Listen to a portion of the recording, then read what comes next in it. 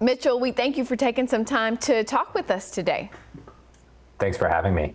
Let's start by talking about the overall orders from Governor Greg Abbott. He says this is in response to Title 42 ending next month. What all has he instructed state agencies to do? The Department of Public Safety, the state police agency, has been instructed to inspect commercial vehicles entering Texas from Mexico. And that is a job that has been done for decades by federal officers and continues to be done by federal officers.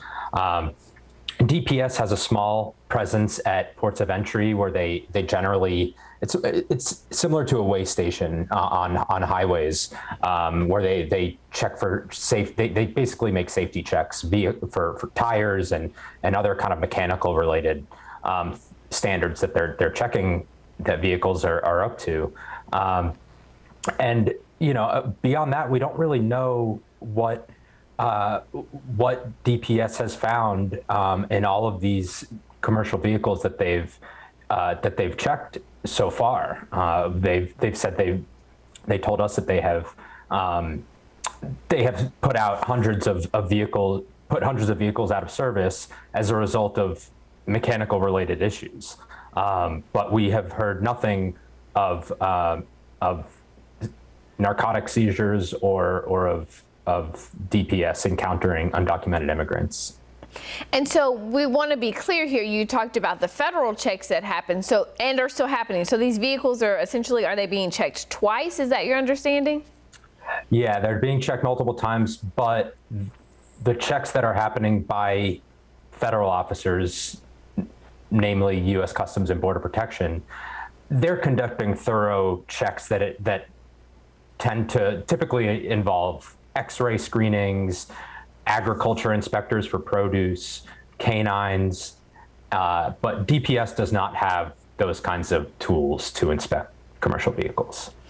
So if there were immigrants or drugs on one of these commercial vehicles, it is sort of understood, or at least you would think that the federal agents would catch it because of what the tools that they have in order to do that. So if that's the case, talk to us about what is the stated purpose of these DPS inspections from the governor. Well, as we know, there are a lot of drugs that cross into the U.S. from Mexico through these international bridges concealed in vehicles. So we do know that a lot of that makes it through, even for years and years, even with the checks by Customs and Border Protection. But the governor is trying to make the case that this is an additional check on these vehicles. So if they were to by chance be carrying illegal substances or were trying to hide people, then that these DPS checks would be a further check to ensure that those are not those drugs and people are not entering Texas.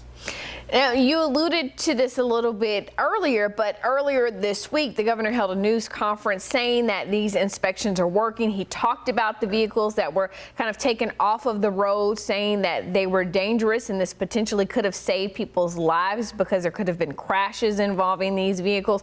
Can you tell us a little bit more about the metrics of what he said, he caught and what was found, or what the troopers caught, rather? That was an interesting turn from the governor from last week when he announced the program. He talked a lot about what I was just saying about seizing drugs and finding any undocumented immigrants who are potentially being brought in vehicles across the bridges.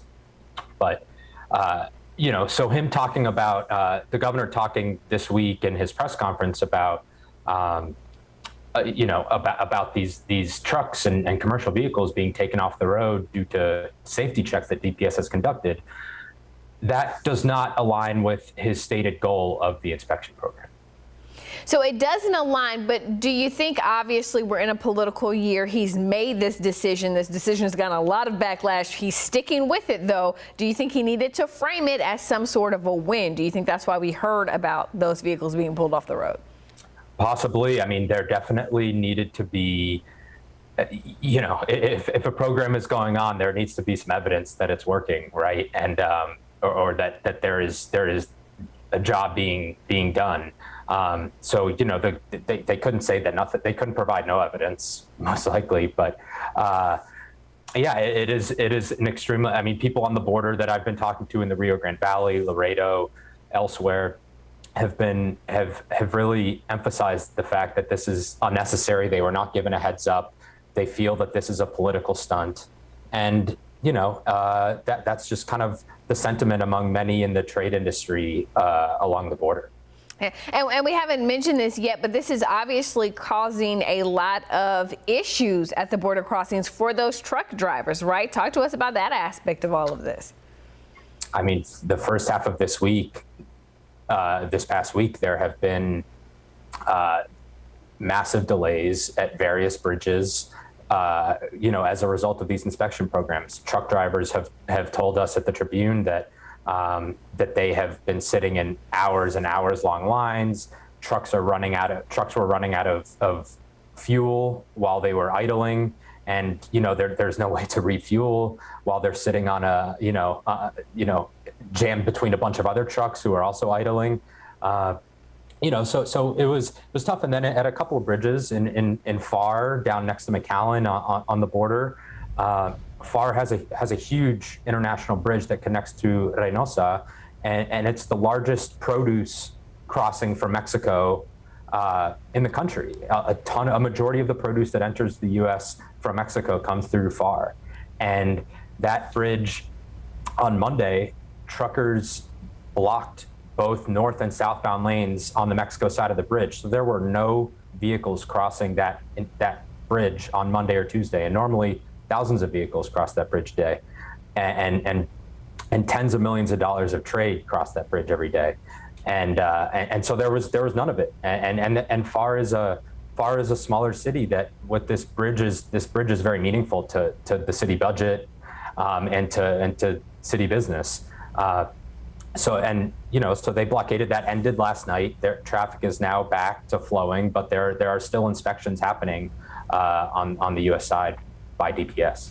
Yeah, ending Wednesday night, we want to point out. And so, when you look at this, the impact that then has on everyone else in the United States, when that trade and that produce, those products are just sitting for hours longer than they need to be, shipments then delayed. You have had even the Ag Commissioner, Sid Miller, saying this is going to impact prices and make inflation, which is already bad right now, even worse. Yeah, and the duration of these inspections is a major question, because if trade is backed up at the border, it's already been backed up for a week, and has led companies to have to make adjustments to their supply chain and potentially look at other trade routes, and that there are a lot of logistical and financial considerations there. So depending on how long this goes on, there have already been ripple effects up and down the border, and there could be ripple effects across grocery supply chains, car manufacturing supply chains, medical equipment supply chains. There are dozens of goods and services that crisscross the Texas-Mexico border because the supply chains are interconnected. Governor Greg Abbott seemingly discussed some of this or addressed some of this pushback during that news conference, saying he signed a deal with one of the leaders of a Mexican state to ease up inspections at that one bridge. Talk to us about what was signed, what the deal is, and the impacts you think that's going to have. Yeah, Governor Abbott met in Laredo yesterday with the governor of Nuevo Leon. It's one of the 4 Mexican states that border Texas, but it is the Mexican state that has the shortest border with Texas. It's only about 9 miles, I believe. Texas and Nuevo Leon share. And there's only one commercial bridge that connects the 2 states. So, and it is not a major commercial bridge like that in Far, like the World Trade Bridge in Laredo, like the El Paso bridges. There are larger commercial crossings. And so, the governor ended up, the two governors signed an agreement that said that DPS inspections would, the new inspections would stop at, on the U.S. side of the Columbia Bridge, just near Laredo, and the agreement came as the governor from Nuevo Leon said that his security operations in along the border would check vehicles, and they would prevent undocumented immigrants from crossing the border. That, kind of coming back to the crux of what Governor Abbott is saying about this whole situation is that it all goes back to Title 42, this pandemic era emergency rule that allows officials to turn away recently arrived migrants at the U.S.-Mexico border, including those who are seeking asylum. And so, we don't know the details of this agreement, though. We don't know what these checks that will be happening on the Mexico side in Nuevo Leon. We don't know what those checks will entail. The agreement that we've received a copy of it doesn't really spell out in detail what will be done. Well, and then do you think this also has the potential, though, to just push the problem back? Because if there are still enhanced checks and they're just happening on a different side, it's still the same problem, perhaps? Potentially, it's but it's unclear because the agreement doesn't say what those checks will be. They could be no checks. They could be more intense checks. They could, it's hard to say without knowing what the details of what those inspections actually will be looking like on the Mexico side. Yeah. Hard to also say how long this is going to go on for, Mitchell. But, if you had a crystal ball and you could look into it and see, do you think this political pressure from both sides of the aisle, you have the White House weighing in, you have trade organizations weighing in, do you think Governor Abbott will be moved to, stop these inspections? Potentially. He seems to want to make a deal with the three other Mexican governors of states that border Texas, Tamaulipas, Chihuahua, and Coahuila, and it's unclear whether those governors are interested in making this kind of deal with Governor Abbott. But that seemed to be Governor Abbott's goal coming out of his press conference this week. That the other governors, he was essentially inviting them to the table. He was he called the agreement that he made with Nuevo Leon historic, and the sense from the press conference was that he's looking to make more of the similar kinds of deals. What those deals actually are, we'll see.